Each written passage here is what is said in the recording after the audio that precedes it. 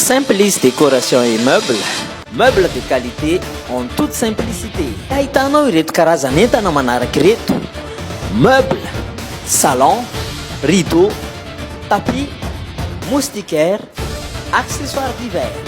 Maro azo isafidianana ireo karazana meubles salon misy ao amin'ny Simplice décoration et meubles. Garantie herintaona be izao, miaraka amin'ny facilité de paiement ho an'ny rideau kosa indray. Maro loko amin'ny halavany sy refiny izay itiavanao azy. Ny tapis kosa indray dia azonao isafidianana tsara ny halavany sy ny hatevenany ary ihany koa ireo sarisary mandravaka azy. Ny moustiquaire kosa indray dia azontsika atao mifanaraka tsara amin'ny fandriana sy ny efitrano fatoriana izay ho asitsika izany. Ao ny moustiquaire à 2 pieds, eo kosa ny à 4 pieds, de moustiquaire bombé. Ho an'ireo accessoires d'hiver kosa, montre murale, tableau, maro karazana ihany koa ireo vazy azonao isafidianana. Tongava ary mitsidika ny Simplice décoration et meubles, Galerie Sarika Bazar de Tomasina, box 156, Galerie Alexandre. Simplice décoration et meubles, akaikin'ny Black Relax Ankirihiry. Fanazavana fanampiny na 034 10 716 23.